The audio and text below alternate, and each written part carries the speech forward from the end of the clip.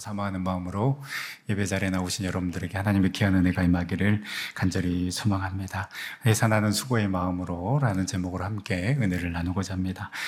지난 월요일 참 많은 분들로부터 축하 연락을 받았습니다.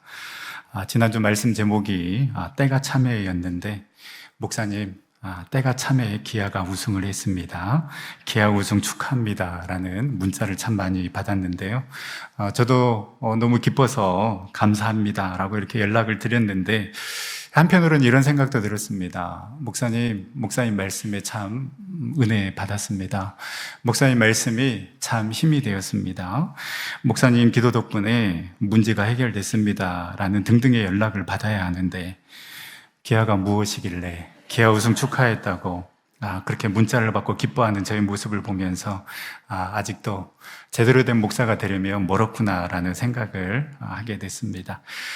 두 명의 선수 인터뷰가 감동적이었습니다. 한국 시리즈 MVP 김선빈 선수는 프로야구 선수 중에 세 번째로 키가 작은 선수인데요. 너는 키가 작아서 안 된다, 한계다라는 안 좋은 말을 많이 들었다, MVP를 받으며 이를 깨트린 것 같다라고 말하면서 자신처럼 신체 조건 탓에 힘든 시기를 보내고 있을 미래 꿈나무들에게 프로야구 선수 중에서도 키 작은 선수가 많다, 그 선수들도 잘하고 있다, 키 작은 선수들도 더 좋은 플레이를 할 수 있다고 생각한다, 야구라는 스포츠가 신체 조건이 중요하지만 내가 입단해서 처음 편견을 깬 것만 해도 큰 용기이지 않을까 생각한다라고 희망의 메시지를 전했습니다. 또 한 명은 포수 김태군 선수인데요. 이 김선빈 선수와 한 표 차이로 MVP를 받지 못했는데, 김태군 역시 인터뷰에서 백업 포스, 또 공격이 약한 식물 포스에서 벗어나 이제 우승 포스라는 타이틀을 얻어서 기쁘다, 우승 후 정말 많은 눈물을 흘렸는데 울기까지 너무 오래 걸렸다, 이제 어디 가서 떳떳하게 우승 포스라고 말하겠다라고 이렇게 인터뷰를 했습니다. 기회는 준비된 자에게 오고 준비된 자만이 그 기회를 살릴 수가 있음을 보여준 것 같습니다. 만약에 나는 키가 작아서 안 돼, 역시 안 되는구나, 한계가 있구나, 그리고 나는 백업 포스이니까 뭐 이 정도로 머물 수밖에 없다라고 생각했다라면, 그 자리에 안주했다라면 이런 감격의 순간을 맞이하지 못했을 것입니다. 상황과 환경을 탓하는 사람은 도태할 수밖에 없지만, 그러나 자신의 약점을 인정하고 그 약점을 보완하기 위해 힘쓰는 자들에게는 반드시 기회가 온다라는 것을 믿고, 우리 또한 약할 때 강함 되시는 그 주님을 의지하면서 이 약점 때문에 무너지는 것이 아니라 이 약점과 부족함 때문에 오히려 강함 되시는 그 주님을 만나는 그러한 축복이 임하기를 간절히 소망합니다. 그런 의미에서 우리 옆에 있는 분들 바라보시면서 다시 한번 이렇게 인사했으면 좋겠습니다. 당신도 주님 안에서 충분히 할 수 있습니다. 당신도 주님 안에서 충분히 할 수 있습니다. 아멘. 여러분 혹시 운명적인 사랑이 있다라고 믿으십니까? 이 운명적인 사랑을 한눈에 반했다라고 이렇게 표현을 하는데요. 뇌는 0.1초 만에 사랑에 빠진다라는 책이 있습니다. 일본의 세계적인 뇌과학자 모기 겐이치로가 지은 책인데요. 이 책에 보면 우리의 뇌는 두 가지 경로를 통해서 정보를 처리한다고 합니다. 하나는 이 감정을 관장하는 편도체이고, 다른 하나는 이성적인 판단을 관장하는 대뇌 심피질인데요. 이 편도체는 주로 순간적인 반응이나 감정을 관장하는 부위입니다. 운명적인 사랑을 느꼈다라는 것은 바로 이 편도체가 작동해서 뭔가 머릿속으로 정리하고 이해하기 전에 번쩍하고 빛나는 감각으로 번개처럼 결론을 내리는 역할이 바로 이 편도체가 담당하는 것입니다. 소위 직감이라고 부르는 것이 바로 이 편도체의 기능에 속한다고 합니다. 의식의 표면에 떠오르기 전에 이 무의식 단계에서 순간적인 판단을 하는 것인데, 이때 이 순간적인 판단을 하는 그 시간이 0.1초라는 것입니다. 여러분, 이 운명적인 사랑이 굉장히 낭만적인 것 같지만은요, 어떻습니까? 이 0.1초 만에 생긴 감정이라는 것이 여러분 두렵지 않습니까? 특별히 우리 청년들, 이런 감정 믿지 마시길 바랍니다. 우리 남자 청년들, 또 여자 청년들 조심해야 됩니다. 남자 청년들 얼굴 하얗고 날씬하고 생머리 가진 여자만 보면 내 운명의 여자라고 느끼시는데요. 여러분 꿈 깨시기를 바랍니다. 도대체 이런 운명의 여자가 몇 명입니까? 이 책의 저자도 이렇게 이야기합니다. 편도체는 속도를 장점으로 삼아서 순간에 짜릿한 뭔가를 느끼게 해주지만 중요한 것은 그 상대가 나와 맞는 최고의 파트너인지는 이 편도체가 확인해주지 않는다는 것입니다.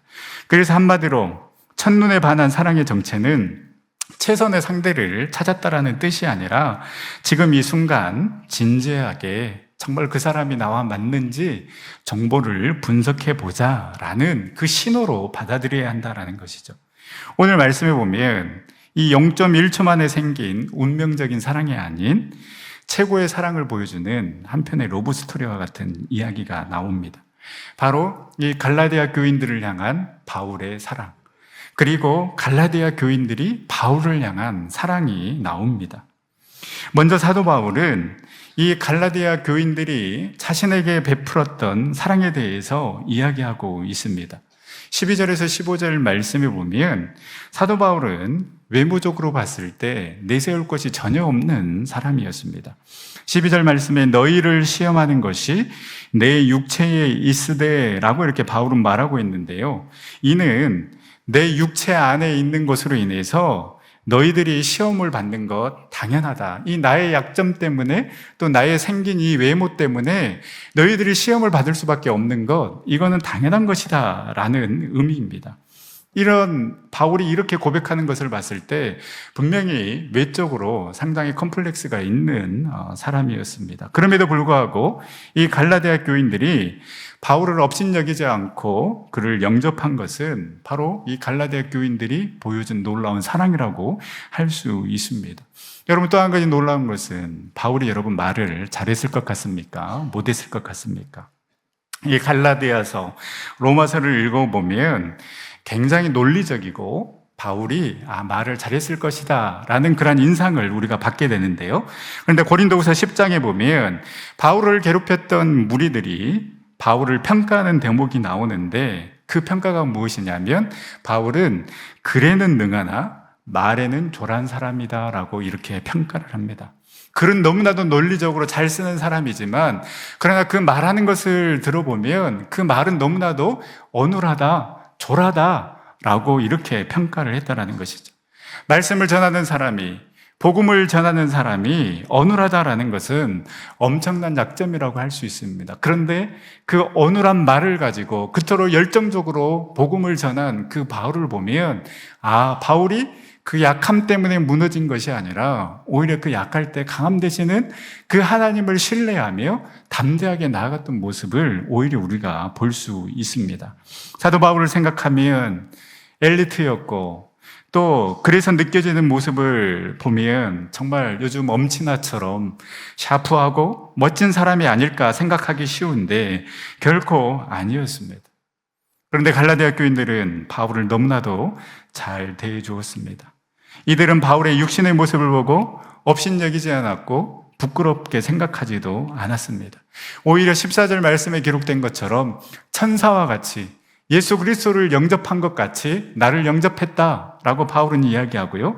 15절 말씀에 보면 너희들이 할 수만 있었더라면 눈이라도 빼어 나에게 주었을 사람들이다라고 이야기를 합니다. 이 말씀에 근거해서 바울이 눈에 안질이 있었지 않았을까라고 이렇게 학자들은 이야기를 합니다. 여러분, 바울이 이러한 마음을 느꼈다면 갈라디아 교인들은 그 바울의 외모적인 그런 어떤 신체적인, 육체적인 그 약점에도 불구하고 바울을 받아주는, 사랑으로 품어주는 그 인간의 연약함을 비난하고 비판하기보다 진심으로 바울을 품어주는 그러한 교인들이었습니다. 그 신체의 일부를 가족이 아닌 다른 사람에게 내어준다는 것, 여러분 어디 쉬운 일입니까? 그런데 갈라디아 교인들은 바울을 위해서라면 기꺼이 자신의 눈이라도 빼어줄 그런 준비가 된 자들이었습니다. 한 교회 담임 목사님이 목회를 하다 신장이 상해 기능을 전혀 못하게 되어 신장 이식을 받지 않으면 생명이 위태로울 수 있다는 통보를 받았습니다. 당황스럽기도 하고 계속 내가 목회를 감당할 수 있을까 그렇게 걱정을 하다가 목사님이 하루는 용기를 내어서 설교 중에 이 사실을 밝히면서 성도들에게 이야기를 했습니다. 여러분, 제가 여러분들과 이렇게 동역을 하다가 신장이 못 쓰게 되었습니다. 신장 이식을 하지 않으면 생명이 위태로워진다라고 합니다. 나를 여러분들이 동역자로 생각해 준다면 누가 내게 신장 하나 기증해 줄 분이 있습니까? 혹 내게 신장 하나 기증해 줄 분이 계시면 손을 들어 보십시오 라고 이렇게 목사님이 이야기를 하자 순간 긴장과 침묵이 잠시 흐르다가 여기저기서 한 사람, 두 사람 손을 들기 시작했고 급기야 그 예배에 참여했던 모든 사람들이 손을 들었습니다.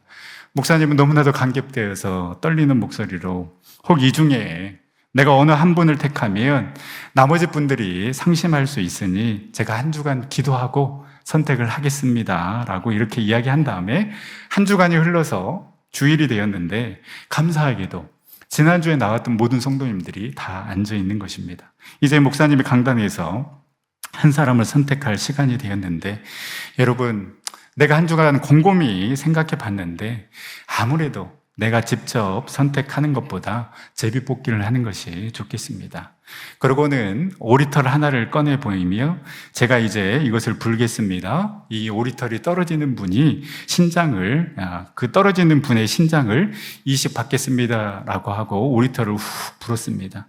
이 오리털이 앞자리에 앉았던 장로님 멀리로 날아가고 있는데 오리털이 자기를 향해 날아오는 것을 확인한 장로님은 아랫입술을 내밀고 윗입술은 최대한 당겨서 바람을 뿜으면서 아버지라고 외치면서 다른 곳으로 날려보냈습니다.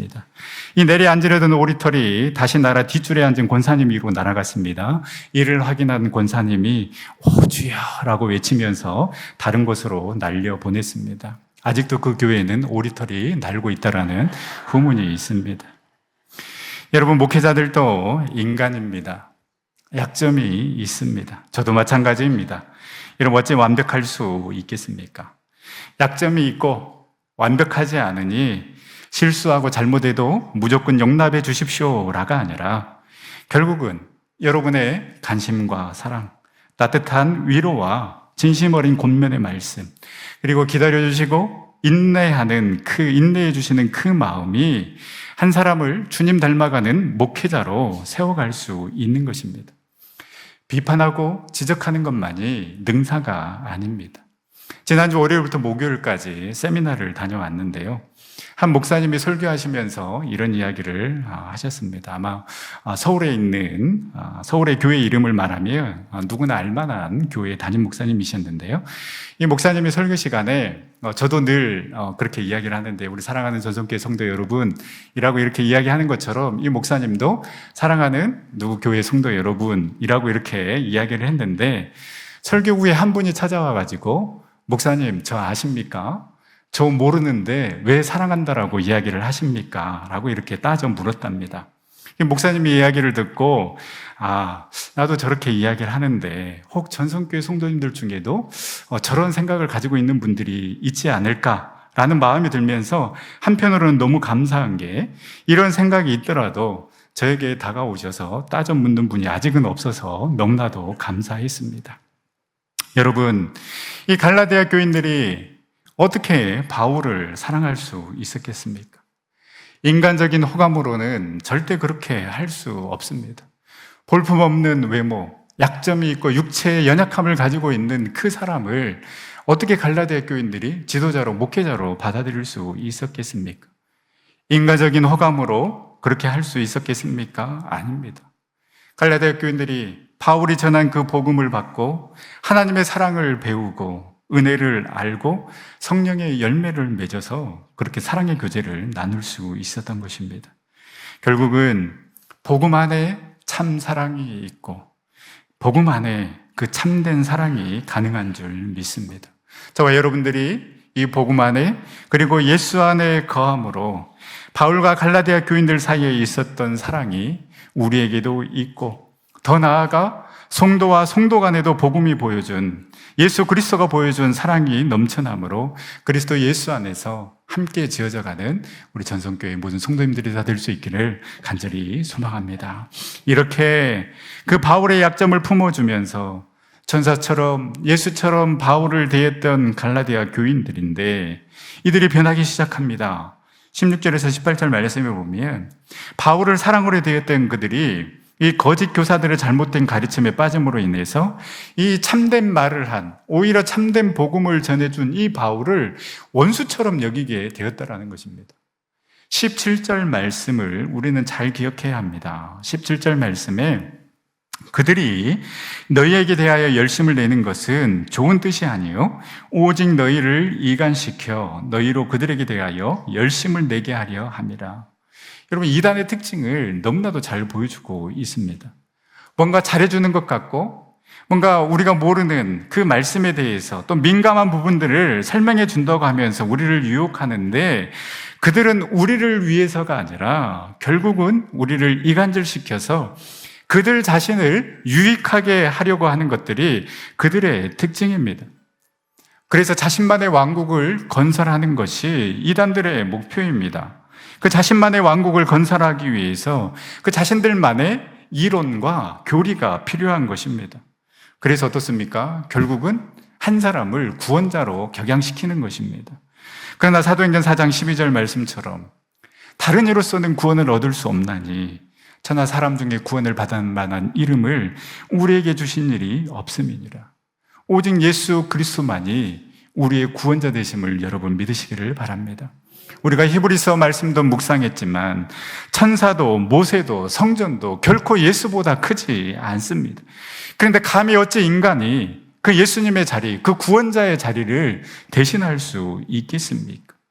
또 이단의 특징은 분열시키는 것입니다. 갈라디아 교인들은 이방인인 자신들에게 그 복음의 정수를 전해준 바울에게 대단한 존경심과 사랑을 가지고 있었습니다.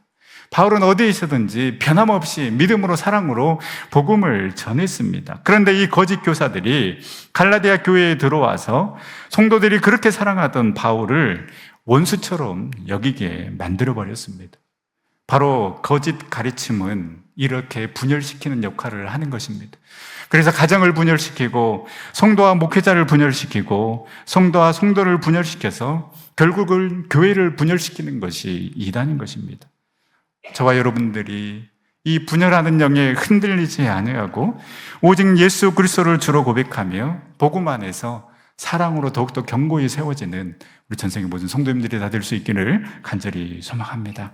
그렇다면 이렇게 이 거짓 교사들의 가르침에 그 다른 복음에 빠져서 오히려 바울을 원수처럼 여겼던 이 사람들을 그러면 바울은 어떻게 대해야 합니까? 19절 말씀입니다. 바울은 이렇게 자신을 환대해 준 갈라디아 교인들을 위해서 그리스도의 형상을 이루기까지 다시 너희를 위하여 해산하는 수고를 한다라고 바울은 이야기하고 있습니다. 내가 끝까지 너희들을 포기하지 아니하고 책임지겠다라는 것입니다. 비록 그 거짓 선지자들의 꼬임에 넘어가서 나를 원수처럼 너희들이 여겼지만 그럼에도 불구하고 나는 정말로 한 생명을 잉태하는 그 해산하는 수고의 마음으로 너희들을 끝까지 책임지겠다, 너희들을 끝까지 사랑하겠다라고 이야기하고 있는 것입니다.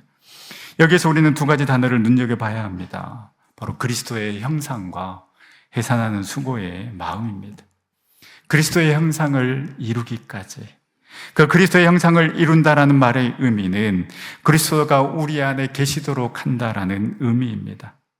그리스도가 내 안에 거하기 위해서 그리스도의 형상을 이루기까지 우리가 다가가려면 우리는 어떻게 해야 되겠습니까? 우리 안에 있는 것들을 비워내어야 합니다. 내 속에 있는 욕심과 탐욕, 욕망, 이 모든 것들을 내어 던져 버릴 때에, 비워낼 때에 우리는 그 자리에 예수 그리스도로 채워서 그리스도의 형상에까지 다가갈 수 있는 것입니다. 두 번째, 그리스도가 우리 속에 인이 새겨지듯 새겨진다라는 의미가 바로 그리스도의 형상에 이르기까지라는 의미입니다. 그 다른 어떤 것들이 다시금 몰려 들어와도 그리스도가 희미해지지 않게 하는 것, 바로 이것이 그리스도의 형상에 이르는 자의 모습이라는 것입니다. 우선순위가 예수 그리스도에게 되어 있는 사람이 바로 그리스도의 형상에 이르는 사람이라는 것이죠. 그런데 이 그리스도의 형상을 이루기까지 바울은 어떠한 마음으로 나아가는가? 해산하는 수고의 마음으로 나아가겠노라고 이야기하고 있는 것입니다. 두 가지 해석이 가능합니다. 우리 자신이 그 그리스도의 형상을 닮아가기 위해서는 우리 자신에게도 이러한 해산하는 수고의 마음이 필요하다라는 것입니다. 나의 영혼이 성장하기 위해서, 나의 영혼이 누군가를 살리기 위해서는 내가 먼저 살찌어야 되는 것입니다. 내가 먼저 해산하는 수고의 마음, 그 영적인 갈급함으로 나아가야 한다라는 것이죠. 또 한 가지는 이러한 해산하는 수고의 마음으로 나아갈 때에 우리는 다른 사람을 살릴 수 있는 것입니다. 한 영혼을 살리는 것, 그 한 영혼을 잉태하는 것, 결코 그냥 되어지는 것이 아닙니다. 영혼을 향한 우리의 마음이 해산하는 수고의 마음으로 나아가야 합니다. 한 생명을 잉태하고 출산하기까지 너무나도 힘겨운 과정을 거칩니다. 임신하는 그 순간부터 긴장하게 되고 조심하게 됩니다. 그렇다면 이 해산하는 수고의 마음이 무엇일까? 한 세 가지를 생각해 보고자 합니다. 저도 이 말씀을 묵상하면서 곰곰이 한번 생각해 봤습니다. 18년 전에 그 임신한 아내를 생각해 보면 왜 그 임신하면서 그 출산까지 그 시기가 힘든가? 절제해야 되기 때문에 그렇습니다. 임신했는데 아무거나 먹을 수 없습니다. 내 안에 있는 그 생명을 위해 그 아이에게 해롭다라면 내가 좋아하는 것도 끊어야 하는 것입니다. 먹는 것 뿐이겠습니까? 모든 걸 조심하고 절제해야만 건강한 생명을 잉태할 수 있습니다. 제가 이때 본 충격적인 글이 아직도 기억납니다. 그 임신을 했는데 담배를 끊지 못하겠다라는 것입니다. 남편도 아닌 산모가. 그래서 남편 출근하면 몰래 담배를 핀다고 하는데 아이에게 안 좋은 줄 알지만 그러나 끊지 못하겠다라는 것입니다. 왜 그렇습니까? 내 안에 있는 이 생명을 생각하기보다는 자신의 욕망을 먼저 생각하기 때문에 그 아이를 위해서 내가 좋아하는 거 끊지 못하는 것입니다. 여러분, 영적인 상황도 마찬가지입니다. 우리가 할 것 다 하고 즐길 것 다 즐기고 여러분 어떻게 해산하는 열매를 맺을 수 있겠습니까?